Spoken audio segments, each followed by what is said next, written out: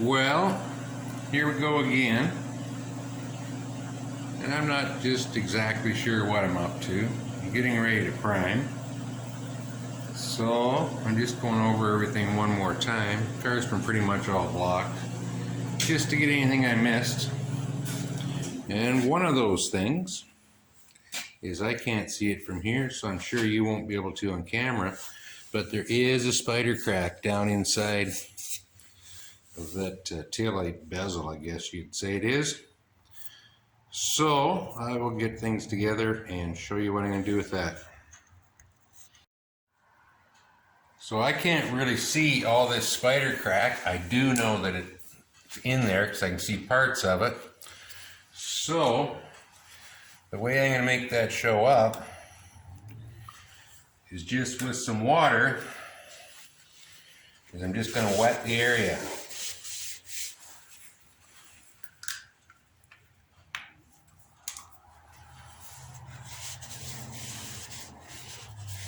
And get it fairly wet. Doesn't have to be garden hose or anything. And let that soak for just a second. And then we'll dry it off.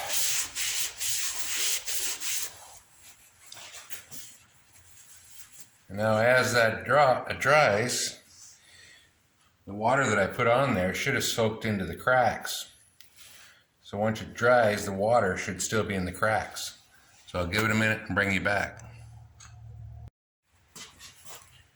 Now I'll try and get the camera right down in there.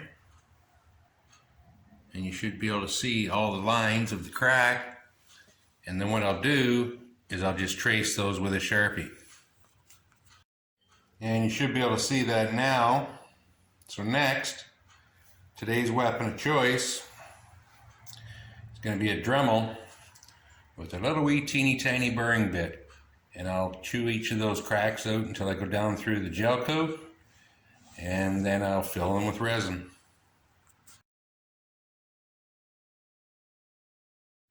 I got a little carried away and forgot the video, but anyway, I filled all the cracks with resin and then just gently took it down with the grinder and then just fill, nothing special there.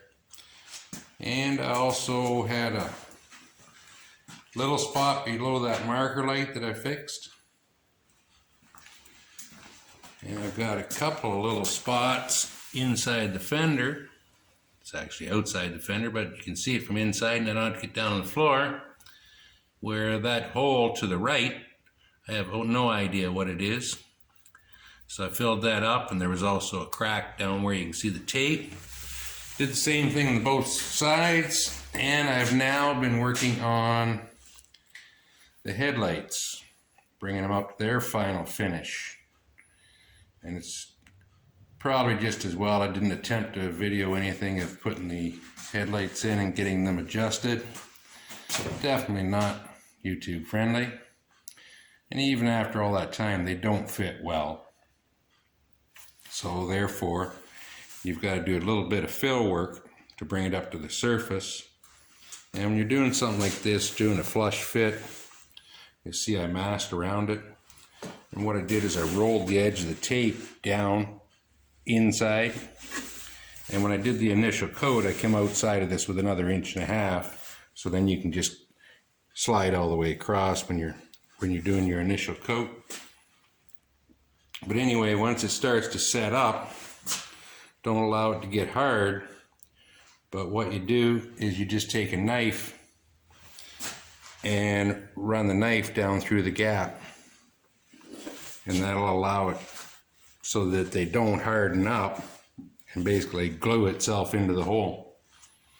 So I've got a little more work to get these where I want them to be, and we'll see what I get to after that. I did manage to recover from my spoiler rant. Took a little time, but I did get over it. So I took it back off, get it out of my sight. I've also taken the headlights back out. And the logic here is they mount to 2 spots in the front and 3 bolts in the back, is they should go back in without adjustment. The reason I did that is because I've got it primed out all around it.